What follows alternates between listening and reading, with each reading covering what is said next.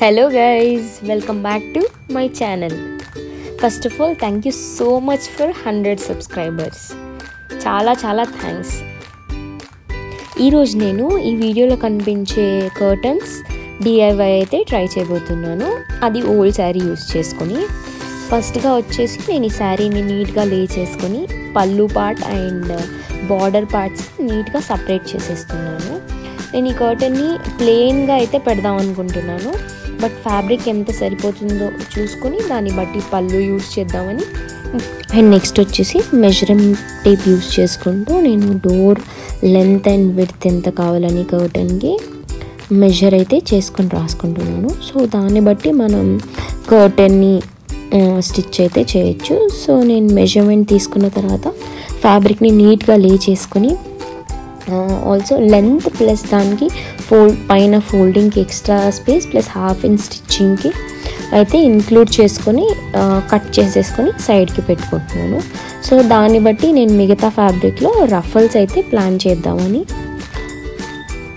చూస్తున్నాను. నెక్స్ట్ వచ్చేసి ఆ మిగతా ఫ్యాబ్రిక్ని నీట్గా లే చేసుకుని దాన్ని అయితే ఇలా ఫోల్డ్ చేసుకుంటున్నాను అనమాట. సో 1 లైన్ రఫల్కి వచ్చేసి ఇక్కడ నేను 2 పీసెస్ యూస్ చేస్తున్నాను జాలిది.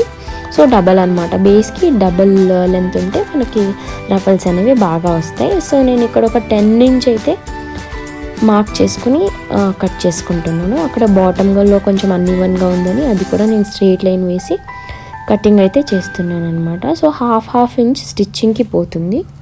ఇలానే మిగతా ఫ్యాబ్రిక్ని అంతా నీట్గా ఇలా 10 ఇంచెస్ పీసెస్లా కట్ చేసుకొని పెట్టుకుంటున్నాను. నాకు ఇక్కడ ఓన్లీ శారీ ఫ్యాబ్రిక్ అయితే సరిపోలేదు. సో నేను బాటంలో ఏదో పళ్ళు కూడా యూస్ చేద్దాం ప్రింట్స్ వచ్చాయని అది కూడా సేమ్ ఇలాగే 2 పీసెస్ కట్ చేసాను. సో ఇది 1 లైన్కి యూజ్ అవుతుంది. నెక్స్ట్ వచ్చేసి రఫల్ స్టిచ్చింగ్ టెన్షన్ వచ్చి హై నెంబర్ పెట్టి స్టిచ్చింగ్ స్టార్ట్ చేశాను. నేను స్టార్టింగ్లో ఎక్స్ట్రా థ్రెడ్ వీడియోలో చూపిస్తున్నట్టు వదిలాను. సో మనం రఫల్స్ అడ్జస్ట్ చేయడానికి మన కర్టన్ లెంత్ బట్టి సరిపోతుంది. సో స్టార్టింగ్ అండ్ ఎండింగ్ మనం సేమ్ ఇలానే ఎక్స్ట్రా ఎక్కువ లెంత్ థ్రెడ్ అయితే వదులుకోవాలి. సో కట్ చేయకుండా ఇది లూజ్ స్టిచ్చెస్ పడతాయి కాబట్టి మనం ఎక్స్ట్రా దానిలో రఫల్స్ని ఇలా నీట్గా ఫ్లోర్ పైన వేసి ఫుల్ చేసుకుని కర్టన్ లెంత్ బట్టి అడ్జస్ట్ చేస్తామన్నమాట. ఒక రోకి ఎంత వస్తుంది అని మనకు తెలిసిపోతుంది. సో ఒకసారి మీరు టేప్తో మెజర్ చేసుకొని ఎంత ఉంటుందో విడ్త్ చెక్ చేసుకొని మీరు దీన్ని అయితే అడ్జస్ట్ చేసుకోవాలి.